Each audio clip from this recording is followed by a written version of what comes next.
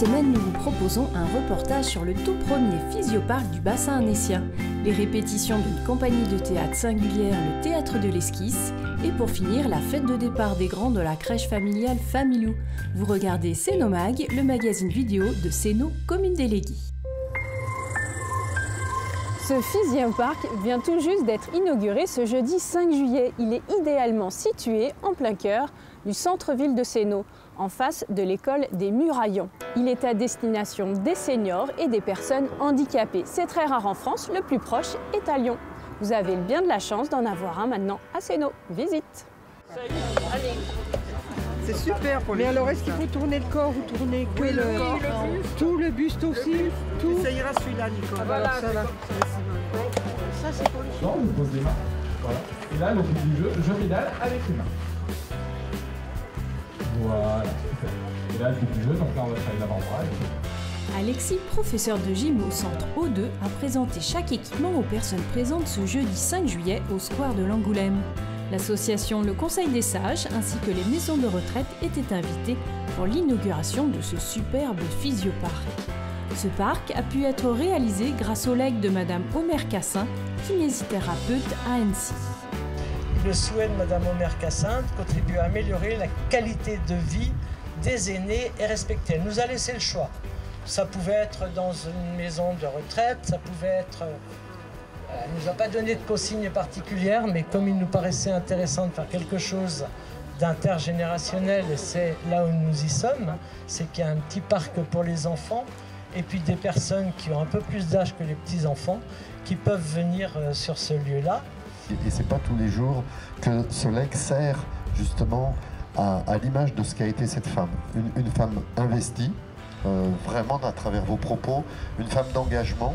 Et on retrouve ça dans la vitalité de Céno. C'est une ville investie, une ville engagée dans l'action publique, alors à travers son maire évidemment, mais globalement à travers la dynamique de ce territoire.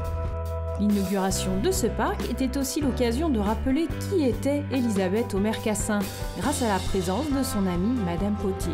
Oui, je crois que la force de cet équipement est que ça correspond tout à fait au message qu'elle a voulu donner et à sa vie, qui était tournée vers l'handicap, vers la rééducation, elle disait toujours il faut tout faire pour tenir la personne debout, physiquement, mais moralement, parce que l'un va avec l'autre.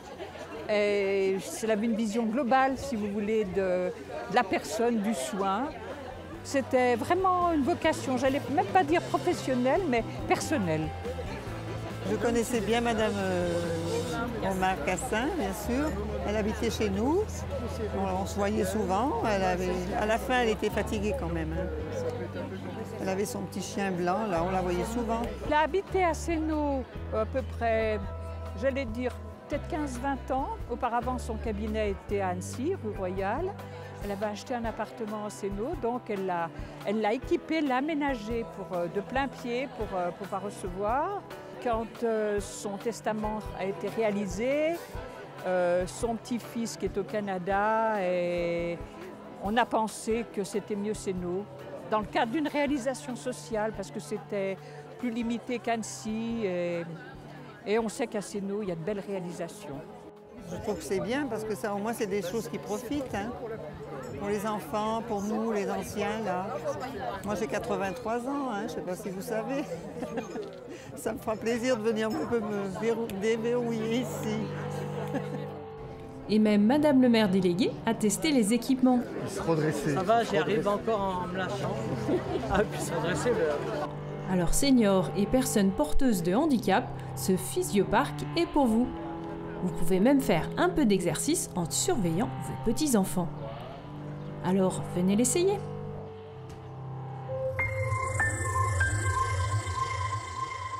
J'aime bien les mouvements, la musique.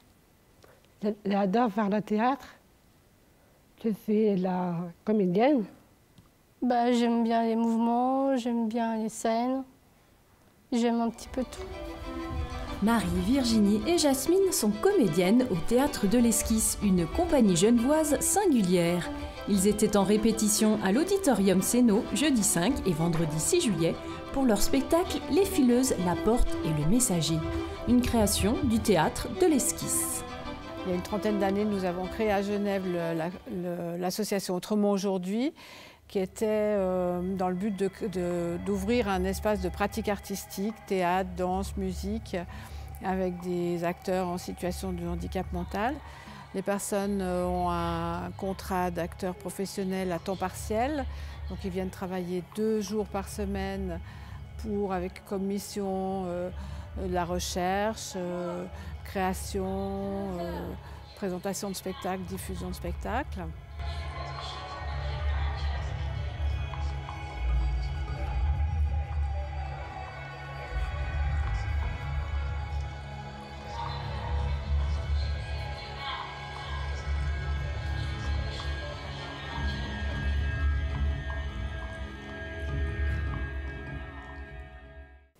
On fait beaucoup d'exercices de respiration. Donc, ça me fait du bien aussi d'être avec les autres.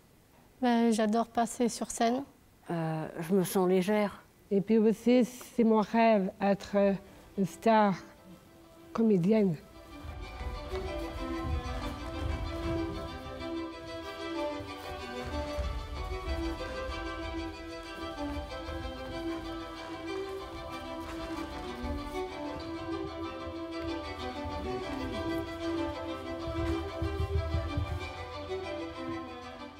On mène une recherche un petit peu à la lisière du théâtre, un peu à la frontière entre le théâtre, la chorégraphie. On a essayé de trouver un langage qui corresponde aux acteurs avec lesquels on travaille.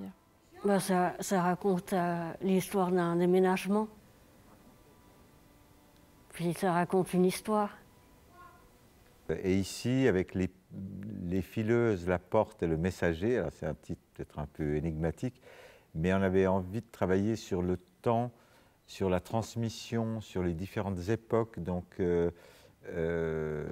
chacun ou chacune finalement joue plusieurs rôles à différentes périodes ou époques. Donc là, le début du spectacle est plutôt dans une sorte d'antiquité un peu imaginaire, comme ça, qui serait un souvenir un peu commun ou fondateur. Et puis, plusieurs ont évoqué là, le déménagement. Après, il y a ces situations où on quitte un lieu pour aller vers un autre, où on est dans cet entre-deux, les choses qu'on garde, les choses qu'on jette, la vie qu'on va avoir, la nouvelle vie. Donc là, on s'inspire quand même de choses du répertoire. Nous, avec Marie-Dominique, on a pas mal pensé à la Cerisay de Tchekhov. Hein. On a aussi un lieu de vie avec une équipe d'accompagnants qui entoure aussi ce projet, qui fait qu'on, là pendant cette résidence, on loge ensemble pendant une semaine, parfois on fait 2 semaines en été.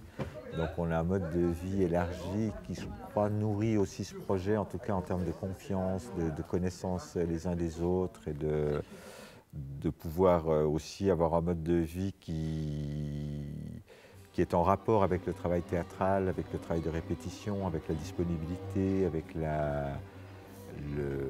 l'originalité, l'inattendu, on espère. La compagnie présentera cette saison 2018-2019 ce spectacle le jeudi 15 novembre à 19h30 et le 16 novembre à 20h30 à l'Auditorium Céno. Fête de la crèche familiale Familou. Jeudi 28 juin, les 9 assistantes maternelles et les 27 enfants qu'elles gardent étaient invités à fêter le départ des grands.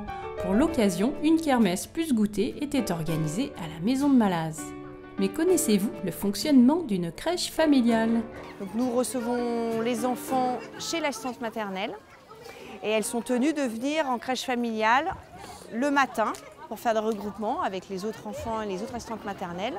Et elles sont accompagnées par une éducatrice de jeunes enfants. Donc là, elles font des activités. Donc le lundi et mardi, on fait beaucoup de psychomotricité, veille corporelle, et jeudi et vendredi, beaucoup plus axé sur les activités manuelles. Eh ben, ça fait 29 ans. Je suis la plus ancienne de la crèche familiale de Céno. Ah oui.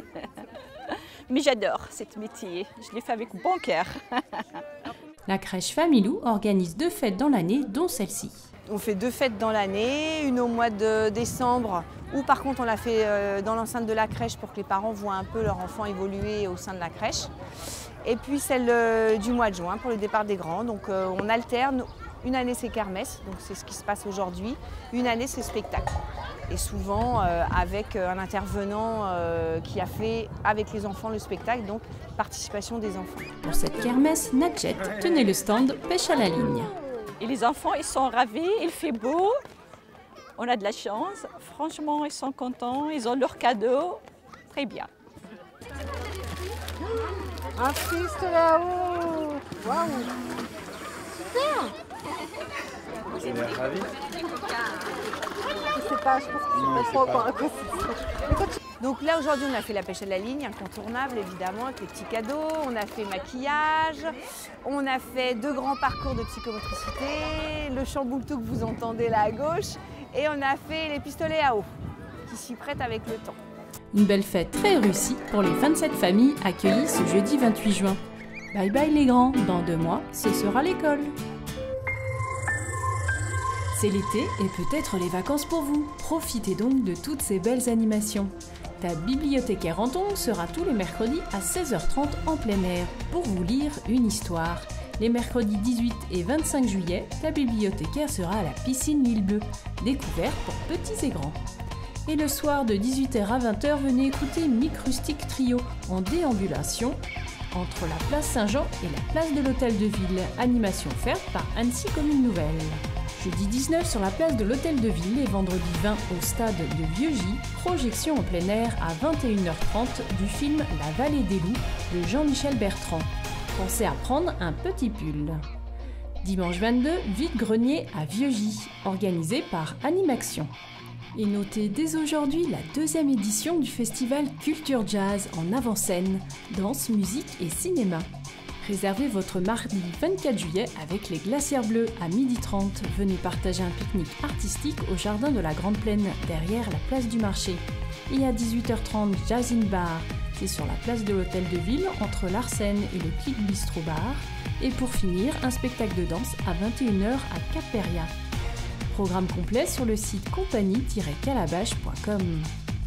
L'association Les Amis du Vieux Sénot vous propose de voir un âne et un cheval en semi-liberté sur la butte Saint-Martin. Alors venez en famille, vous y promener. Le Grand Annecy recherche de nouveaux candidats pour la 4e édition du défi Zéro Déchet, qui commencera le 17 septembre pour une durée de 3 mois. Ce défi consiste à réduire sa production de déchets. Plus d'infos sur le site du grandannecy.fr. Cénomag est déjà terminé, mais on se retrouve la semaine prochaine. Et pour ne rien manquer de l'actualité de Céno, abonnez-vous à notre page YouTube.